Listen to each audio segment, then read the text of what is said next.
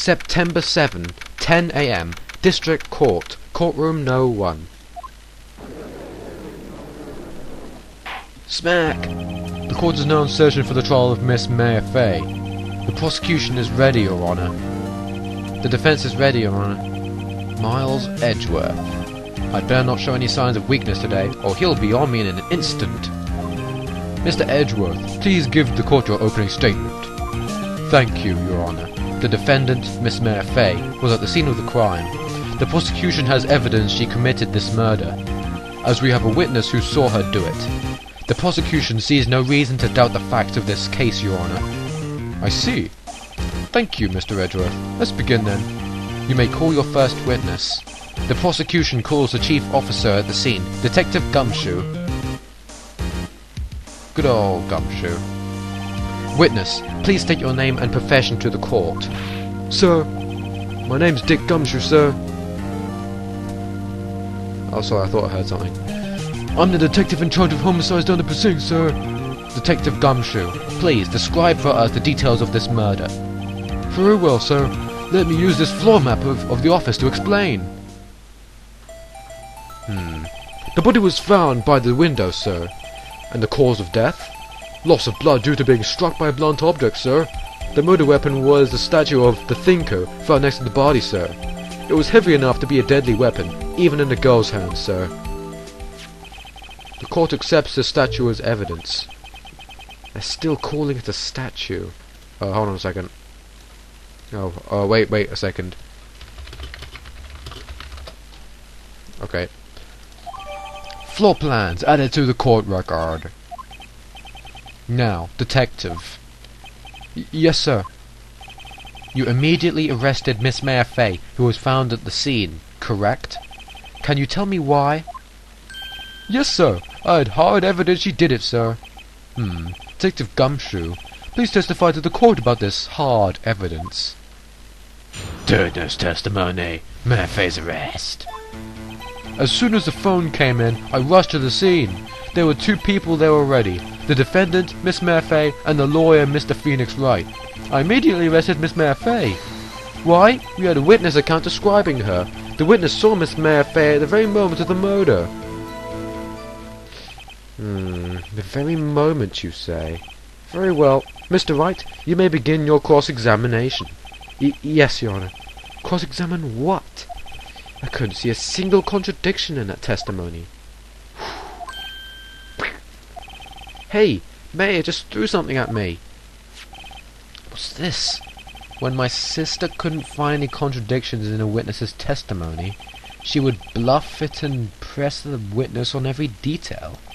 The witness always slips something up and says something wrong. It worked lots of times. I should have expected Maya would know some of her sister's tricks. Alright, let's give this a try. Something the matter?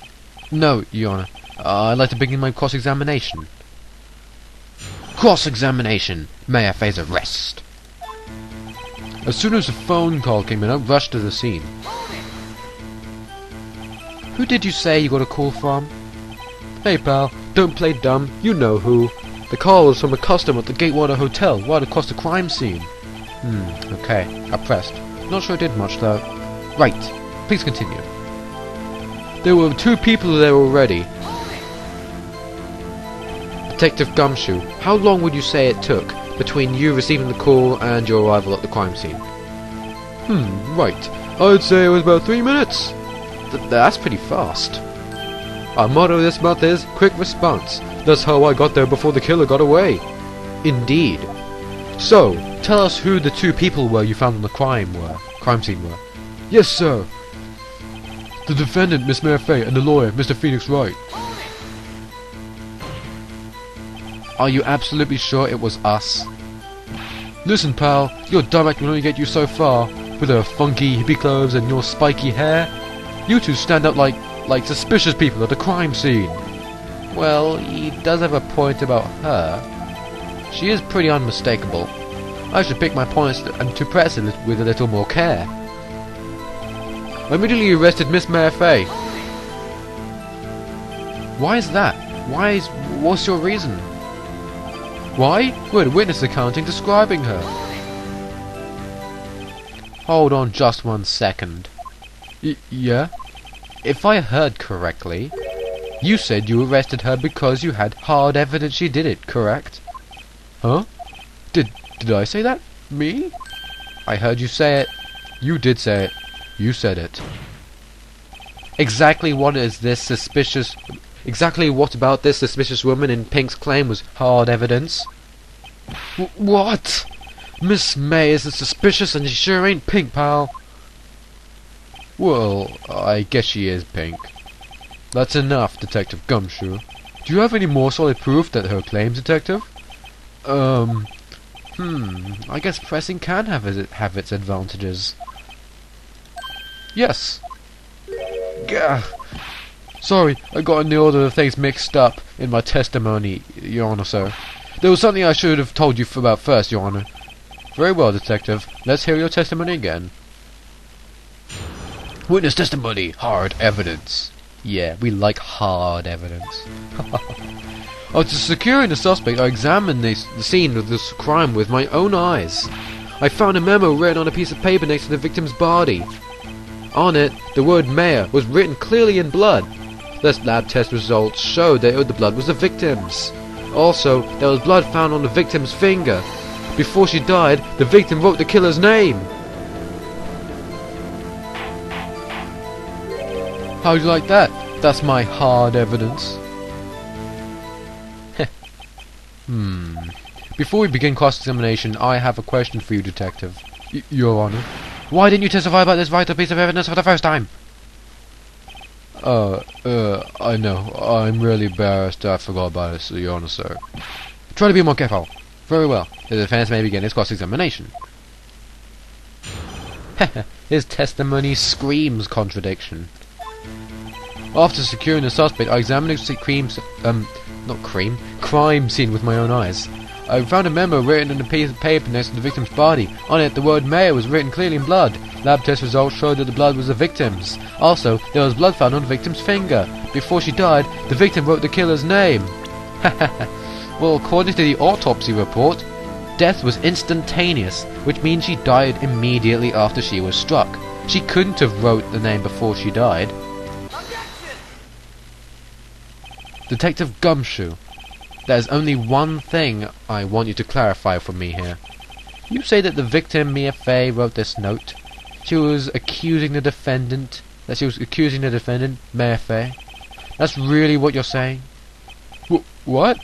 This isn't one of those lawly tricks now, is it? Of course she wrote it. Who else could have? You have it backwards, Detective. But backwards?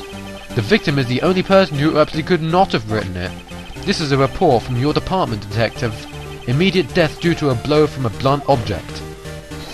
She died immediately. But... No but-ing your way out of this one, Detective. Order, order. The defense has a point. Someone who died immediately wouldn't have any time to write anything down. Mr. Wright, I beg your pardon, but when exactly did you obtain that autopsy report? Well, when? I forgot. I'm sorry, I forgot. Ha! Forgot, you say? It was the day after the murder, Your Honor, sir. I was the one who handed it to myself, personally. Oh, right. The prosecution's point being... That autopsy report is outdated, Your Honor. What? A second autopsy was performed yesterday at my request. Death was almost immediate due to a blow from a blunt object. But there is a possibility the victim lived for several minutes after the blow. I received these results this morning. No way!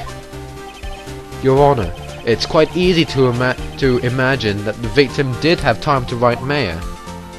That is all. I see. Damn you, Edgeworth. Damn you to hell. I should have known you'd have something up your sleeve. Why, Mr. Wright? You look shocked. Something you want to say? Oh, yeah, I'm a sham. The detective's a sham. Detective Gumshoe, you're a sham. How could you give me a faulty report? Huh? I thought... Detective Gumshoe. Oop. I'm disappointed in you handing him the wrong report like that. Eh? I'm sorry, sir. You are at fault, Detective. This isn't going to look good on your evaluation next month.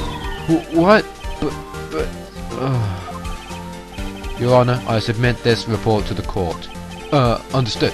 The court accepts this as evidence. The court accepts the evidence.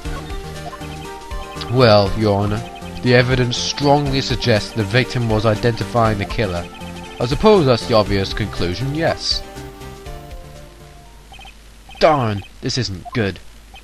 The prosecution would like to call its next witness. This poor innocent girl saw the murder with her own eyes. Let's see the witness, Miss April May, take the stand. Exactly what part of her is innocent?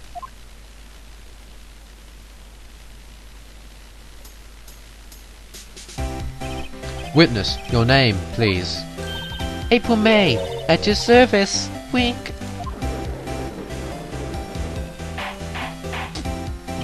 Order. An introduction should not require any reaction from the crowd.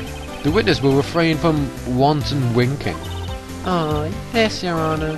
This is not good. She's already captured the heart of every man in the court, apart from himself.